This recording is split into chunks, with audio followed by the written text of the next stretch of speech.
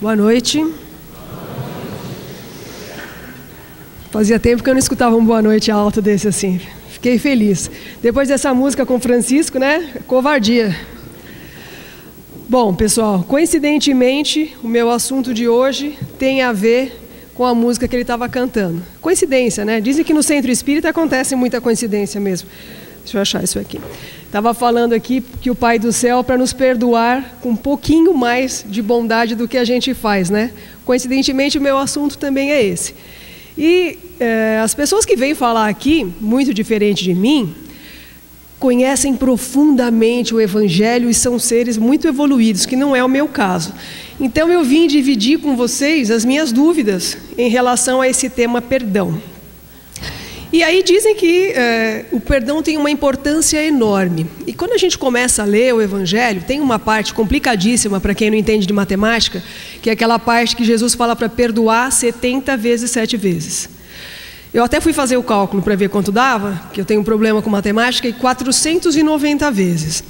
Dependendo da idade, a gente consegue vencer isso daí, né? Até o final da encarnação, ou de repente já até tem um tempinho para deixar ele perdoar, porque foi isso que ele quis dizer, não é isso? A gente vai pegando um caderno e vai ali colocando. Quando der 490, beleza, missão cumprida, já podemos começar, né, a azucrinar os outros. Então, na verdade, o Evangelho, com toda essa maneira figurada de dizer as coisas, ele quis simplesmente dizer que nós temos que perdoar sempre. Né? Hoje, ontem, amanhã, sempre. Não existe um número correto. E aí, dizem para nós aqui na Casa Espírita, deixa eu achar, que a importância do perdão é enorme para a nossa evolução. Quando a gente começa a pensar que essa frase de Shakespeare, lindíssima, né? Guardar ressentimento é como eu tomar veneno e achar que o outro vai morrer. Não é mais ou menos assim? Quando eu fico magoada com alguém, quem sente primeiro? Eu. Já viram? Você sabe que tem umas mulheres que xingam no trânsito, uma coisa muito feia, né? A pessoa que faz isso. E aí, quando você está xingando alguém, por exemplo, momento de raiva, qual é a primeira sensação que a gente tem? Né? Quando você vai se movimentar contra alguém ou em contrariedade com alguém, a primeira coisa que eu sinto é o meu coração disparar. Portanto, o outro alguém não está sentindo nada. Sou eu que estou sentindo. Ou seja, o primeiro veneno quem toma sou eu mesmo. Concorda?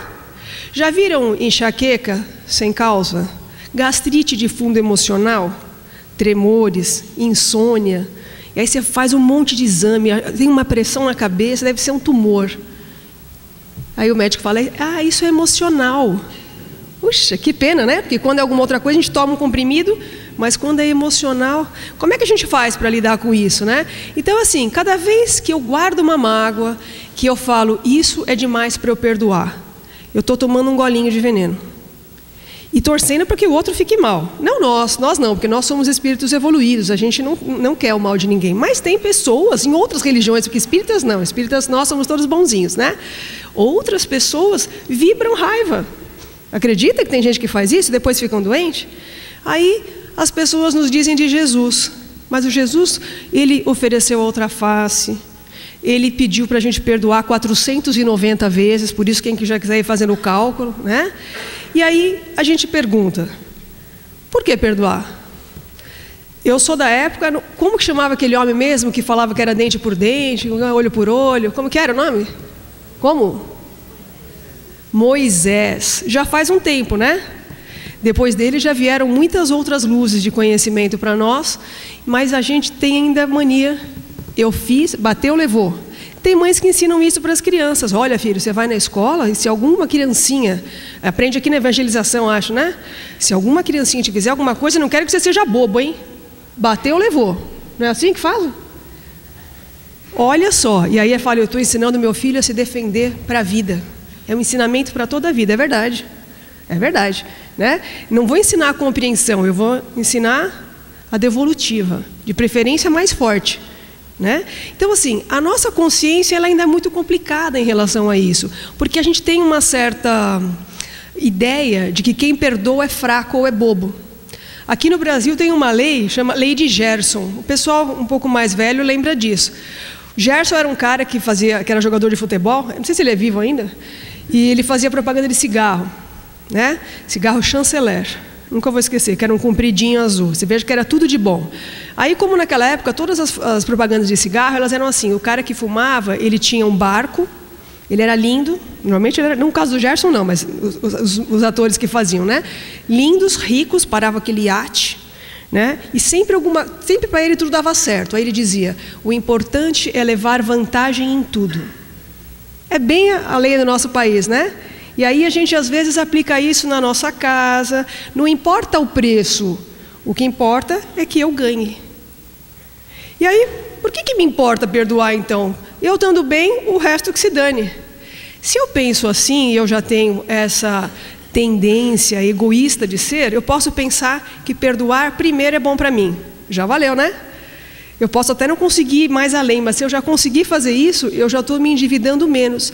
Lembra que a gente já aprendeu aqui na Casa Espírita que as nossas vidas físicas terminam aqui no corpo, mas o nosso espírito é eterno. Portanto, as mágoas que eu tiver hoje e que eu não consegui me desvencilhar delas, elas vão me acompanhar. Lá onde eu for, lá em cima ou lá embaixo. Não existe lá em cima e lá embaixo, tá, gente? É só brincadeira. Senão vai ter gente que vai falar que eu vim aqui e falei do inferno e tal. Não existe, é só de mentirinha. Mas o que eu quero dizer é que as nossas sintonias vão nos acompanhar. E aí, a gente perde um pouco dessa mágica de falar, bom, eu perdoei, mas é da boca para fora e aqui acabou, né? Acabou a nossa encarnação, assunto encerrado. Não, é verdade. Nós vamos carregar tanto os dissabores quanto os amores, que bom. Então, quanto mais amores eu tiver, melhor vai ser a minha jornada do outro lado também, não é verdade? Então, quando a gente vê uma cena como essa, é de internet, tá? Não vão dizer que é das nossas creches. Olha, lá no centro eles fazem umas coisas estranhas com as crianças. Algum tipo de ritual, né? Olha aqui, quando a gente pega esse irmãozinho talentoso, que fez essa obra de arte no rostinho do seu irmãozinho ali. A mãe chega em casa, faz o quê quando vê isso? Xinga a avó, porque normalmente a mãe estava trabalhando e quem estava tomando conta era a avó, né? Bate? Alguém falou aqui, bate nele. Bate nada. Vai ficar nervoso porque para tirar pincel atômico do rosto é terrível. Mas ela não vai chegar lá e tomar uma atitude extrema. Por quê? Embora ela vá repreender. Porque ela sabe que aquela criança não sabe o que está fazendo. Né? O que aconteceu com ele? Aqui. Ó, fofo. Chega a ser engraçado. Por mais que possa fazer a mãe ficar nervosa ou a avó ficar nervosa, em nenhum momento essa mãe vai ter uma raiva tão grande, um ódio tão grande, ou vai tomar uma atitude tão drástica que ela precisaria dizer para essa criança, tá bom, eu te perdoo. Não tenho que perdoar, concorda? É assim? Por que não tenho que perdoar? Porque simplesmente não ofende a gente. Ninguém se sente ofendido com isso. Pode ficar com raiva que quebrou o requeijão, o copo de requeijão, mas ninguém vai ter uma atitude tão drástica, um sentimento tão ruim, que tenha que perdoar. Parece que perdoar é uma coisa assim, né? Pomposa, tem que pôr terno para perdoar, né? Para a gente ficar bem chique para perdoar. Então veja só, quando a gente pede, meu Deus, me perdoe, e algumas pessoas dizem, Deus não perdoa ninguém, porque Ele simplesmente não se ofende. É como a gente se sente aqui. Para nós somos, Deus olha a gente assim, fazendo essas coisas erradas, porque Ele entende que a nossa pequenez de consciência e de amor é tão grande, esquisito, né? Pequenez tão grande, mas nós temos ainda tanto que aprender que não dá, Ele não vai ficar com raiva da gente, porque Ele fala, meu Deus, olha que ideia de jirico, né? Não sei se lá no céu fala jirico também, acho que falam, né? E aí assim, esse é o sentimento. O dia que a gente conseguir ter esse mesmo sentimento diante do outro, acabou. Ninguém precisa perdoar nada, é muito mais fácil, porque perdoar é difícil, né? Mas se eu não me ofender, aí ficou fácil. Então, quando a gente vê uma atitude dessa de uma criança, ou aquela criança que fala, eu te odeio. Ela pediu chiclete e você não deu. Aí ela fala, eu te odeio. Aí você tem um ódio mortal? Se a gente simplesmente ignora, não é? Não sabe o que está falando. Alguém já disse isso, né? Pai, perdoa. Eles não sabem o que estão fazendo. Plágio, né? Acho que foi isso. Então, esse sentimento que a gente busca, às vezes, é muito mais voltado à nossa decepção frente ao outro do que propriamente a nossa libertação através do perdão. Eu sempre espero que o outro faça o que eu acho que ele deve fazer. Muitas vezes, eu não faria se fosse ele, mas eu acho que para mim ele tem que responder assim. Portanto, cada vez que o outro me decepciona em qualquer coisa, eu não perdoo. Isso eu não perdoo. Tem gente que fala, eu perdoo tudo, menos isto. Porque tem até um manual do perdão, né? Você perdoa, página 2, página 4. Quer dizer, a gente acha umas saídas absurdas, né? Vamos falar que é verdade? Ninguém está nos ouvindo, somos só nós aqui. A gente faz um critério de perdão, né? Se for uma pessoa que eu gosto, eu posso perdoar bastante. Ou se eu tiver interesse, se for o meu chefe lá no meu serviço, eu perdoo, aquele coração lindo, né? Fala, eu perdoo. Por quê? Porque eu recebo o salário no fim do mês, né? Então eu tenho que perdoar, né? Então assim, outras coisas eu não perdoo. Se for a minha empregada que quebrou uma xícara que eu tinha comprado em 1932, que era de estimação, eu não perdoo. Eu tenho mais poder naquele momento, né? E esse peso, esses pesos diferentes, essas medidas diferentes, nós vamos criando na nossa vida, nos nossos relacionamentos. É assim que funciona. Eu acho que o outro tem que fazer uma coisa do jeito que eu quero. Ele não faz, me decepcionou. Dependendo do grau da decepção, eu posso ter muita raiva, pouca raiva, posso querer me vingar ou não. E também tem o perdão daquele que perdoa. Olha, eu te perdoo, só que não cruza mais o meu caminho. Se você me vê, atravessa a rua. Já viram gente que perdoa assim? Perdoar é se libertar. Quer dizer, durante a vida, eu vou trazendo aquele monte. Sabe aqueles prisioneiros que tinham uma bola de ferro bem grandona que carregava? É que eu não achei uma foto dessa para pôr. Punha lá na canela do cara e ele vinha arrastando. Depois ele fica com problema de coluna. Já viram gente que tem problema de coluna? A gente só não enxerga a bola, né? Mas ela está lá. Às vezes ela está aqui, ó, nas costas. E o neguinho vai curvando, né? E não sabe de onde. Não é possível, eu sou feliz, eu tenho tudo mesmo, em excesso, né? Eu fui guardando aquilo que não me serve de nada, eu fui tomando aquele veneno.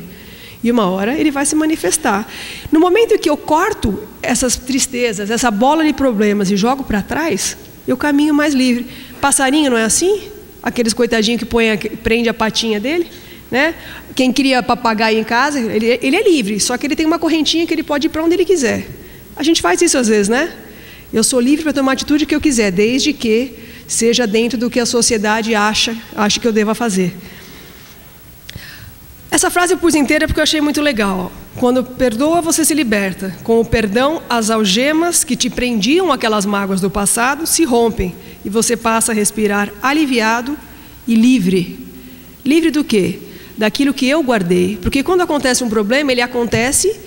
E o que vai acontecer dali para frente sou eu que escolho, né? Eu aprendo com ele e posso deixar aquilo para trás. O que eu errei, eu pego o que serviu de bom e deixo para trás. Se ela me magoou, eu tento entender que talvez ela não estivesse num dia bom e tento fazer com que aquilo não me toque, para eu não ter que perdoá-la, e vou embora. E sigo o meu caminho, porque eu sei que o caminho não vai terminar aqui no corpo, ele vai continuar, né? Você sabe que bichinho é esse? Alguns de vocês já conhecem. Se não falarem o que é, não vou sair desse slide. Koala não, chutou longe. Porco-espinho. Porco-espinho, nenê, né? Tudo que nenê é bonitinho. Depois que cresce, fica horrível. Já viram gente assim? Mas assim, porco-espinho também funciona na mesma lógica. Queria contar uma historinha para vocês sobre o porco-espinho. Olhando assim, ele é muito fofo, né? Alguns talvez já conheçam a fábula do porco-espinho.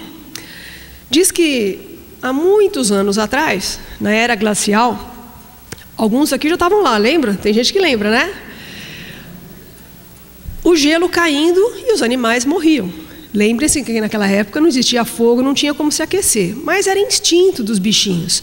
E todo mundo se juntava, os ursinhos dormiam todos juntos, iam hibernar, né? Ficavam quentes, depois passava o frio e eles tinham sobrevivido. Mas muitos animais morriam, porque eles morriam congelados. Aí sempre tem um porco-espinho mais esperto, né? São Paulino, acho, né? Bom, voltando. Aí o porco-espinho, eles se juntaram entre eles e perceberam que se eles ficassem pertinho uns dos outros, eles se aqueciam e sobreviviam àquela fase de gelo. E assim eles fizeram. Só que tinha um detalhe. Eles eram porco-espinho. E quando eles se aproximavam muito para ficar quentinhos, eles se machucavam. O espinho de um batia no outro. E aí eles se feriam. Eles falaram, não está funcionando, né? Eu não estou gostando de que ele fique me machucando. Então eles se separaram. E quando eles se separaram, o que aconteceu? Morreu. Começaram a morrer. Então eles tiveram que fazer uma escolha.